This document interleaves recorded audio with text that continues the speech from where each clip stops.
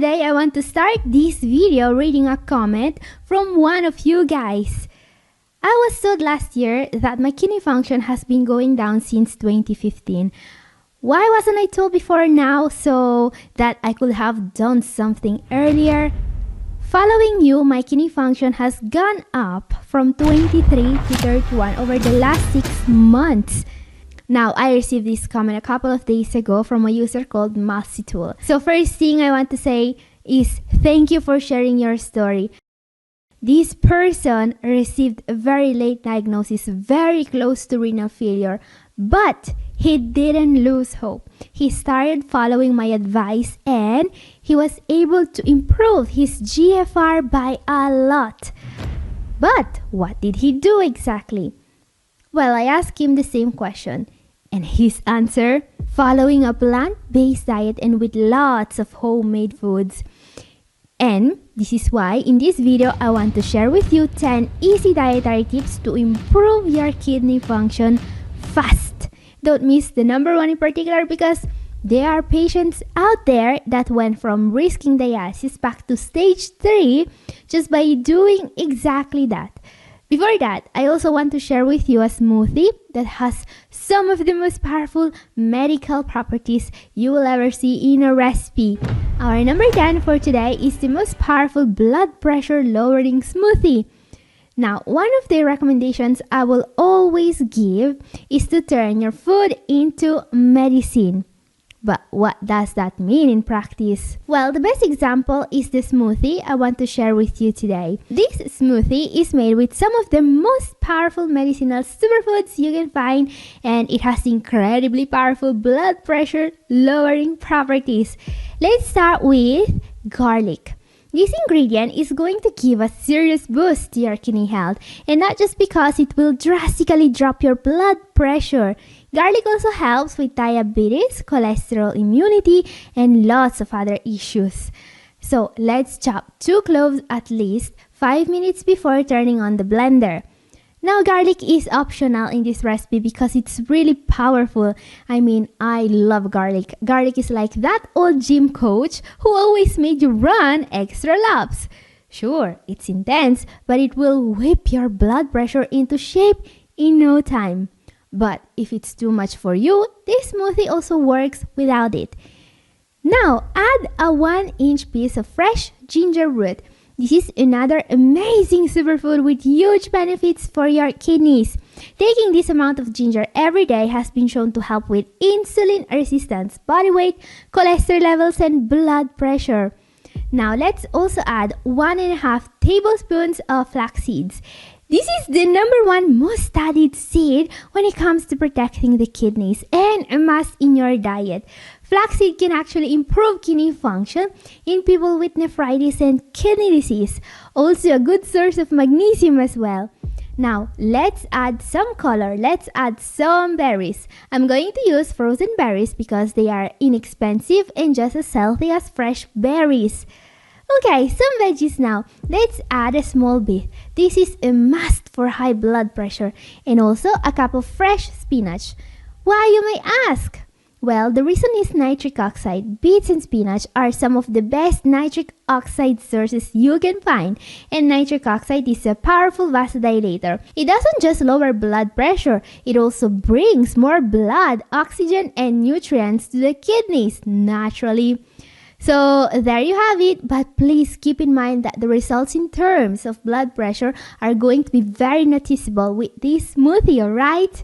So make sure you are starting to take it gradually and that you are monitoring your blood pressure as well. This is for 2 portions in theory, but the first time you make this smoothie, I recommend to only drink 1 small glass of it at a time. Up next, tip number 9, always take renal multivitamin if you are on a renal diet. Now, today's video is going to be all about diet advice because the diet is the most important part of your treatment. But I also wanted to add this one tip about vitamins. This is an easy tip. As soon as you go full plant-based, start taking a renal multivitamin. Why, you may ask?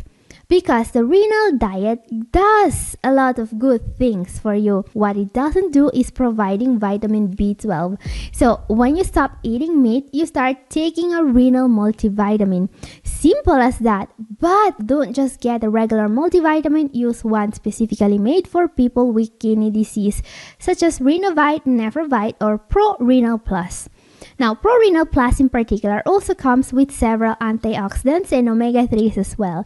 And this makes it very convenient because you can get a lot of useful stuff in just a couple of pills a day. But the other brands I mentioned are good as well. I also like KidneyVite from PureGen Labs. This one comes with low-dose vitamin C as well, which is great.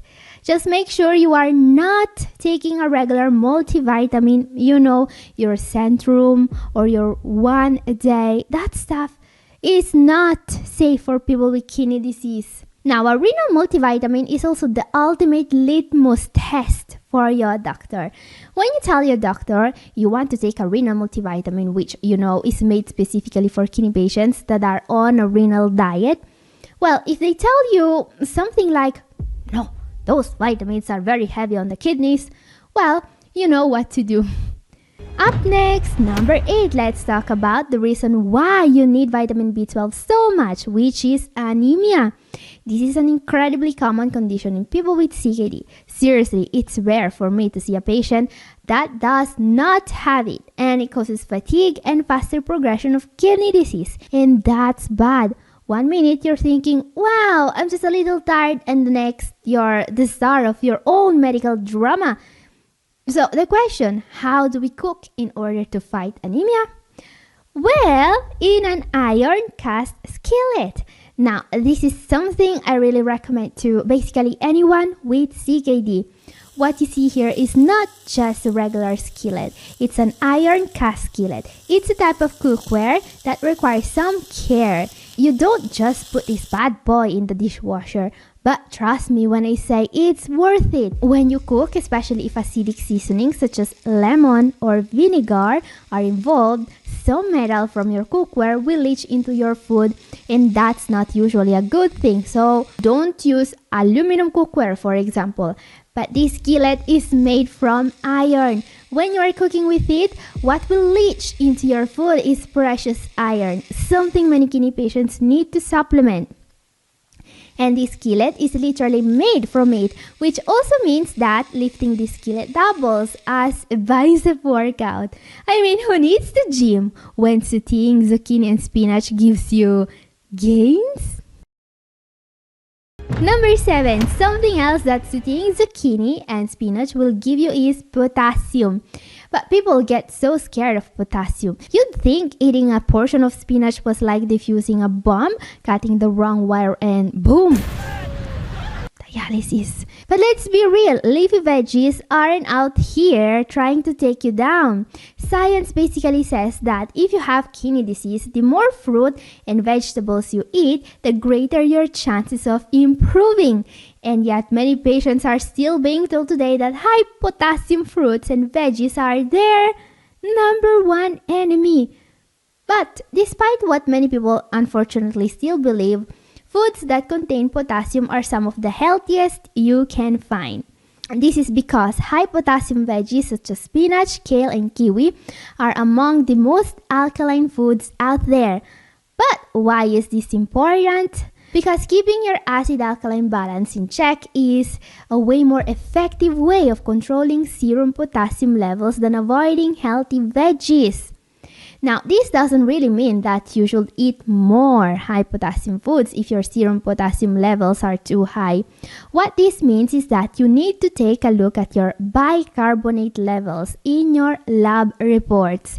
Or your doctor should have done that before telling you to avoid spinach. In any case, if this number is too low, below 23, well, it can cause your serum potassium to go up.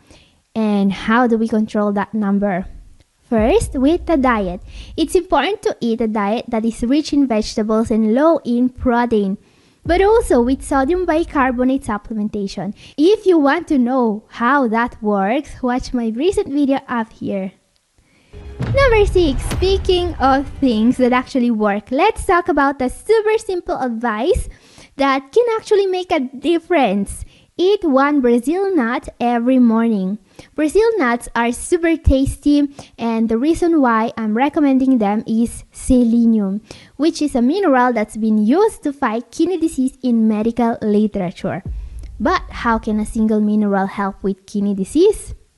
Well, because a deficiency in this mineral, which is pretty common actually, is considered a cause of kidney damage. Even more interesting, correcting this deficiency has been observed to directly improve GFR numbers.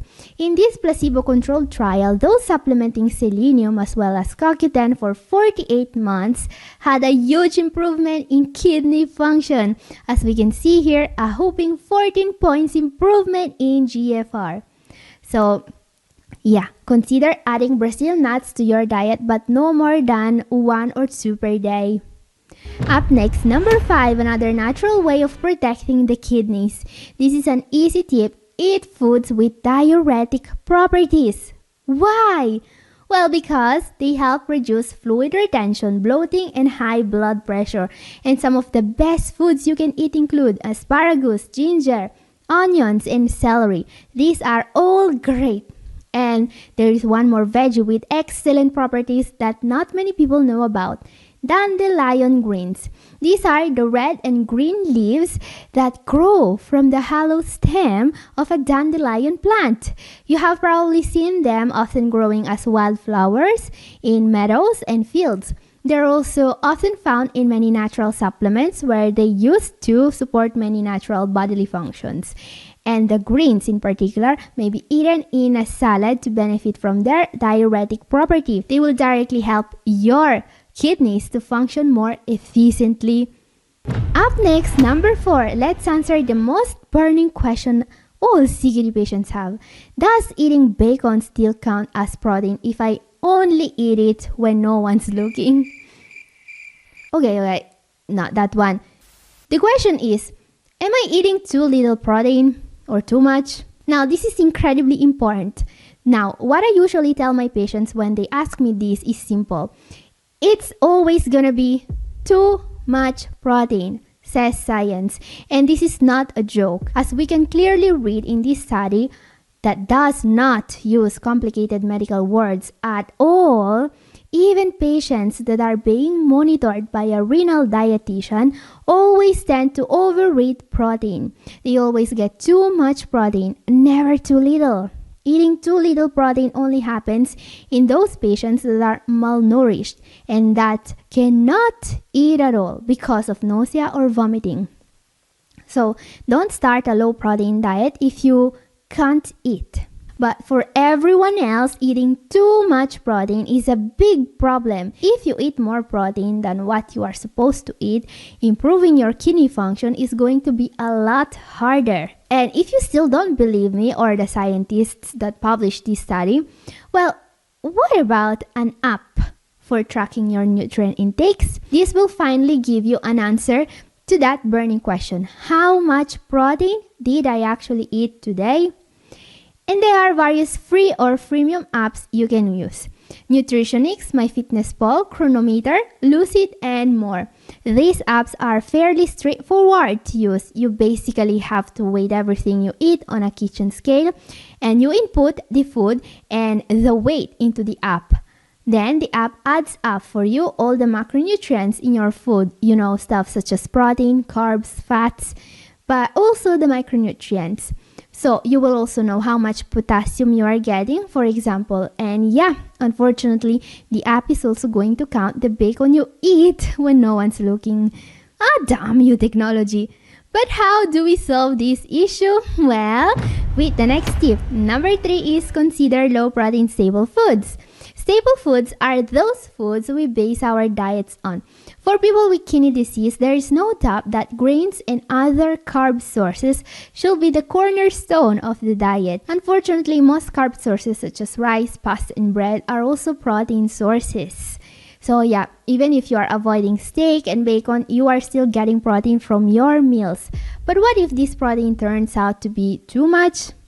Well, a way to solve this issue is by relying on low-protein staple foods. What are low-protein staple foods? Foods such as zero-protein pasta, rice, and bread that contain almost no protein have been used in countries such as Italy and Japan for decades now to help kidney disease patients limit their protein intake. Brands such as Apritan, Flavis, or Luprofin do make special pasta, flour, and bread specifically for people with kidney disease. And while here in Italy you can basically find these products in most pharmacies and even in some supermarkets, you will still have to buy them online if you are in the US, in Australia, and in most European or Asian countries. But they are not impossible to find, and well, they can really help. Okay, up next, our number 2 is even more important. Number 2, read the labels of what you buy at the grocery store. Seriously, this can make a huge difference in battling kidney disease. Guys, I know that you are knowledgeable about your diet and your health, but there are people on the other side of the trench that don't want you to get better with CKD. I'm talking about the people that make commercials for big food companies. These days, it looks like reading food labels is like deciphering ancient runes. Have you ever heard about agave nectar? Do you know what that is? Sugar. Yeah, I'm not kidding. And what about Florida crystals? Do you know what that is? It's organic sugar. I swear, I'm not joking. I wish I was. I mean, organic sugar? Is that really a thing now?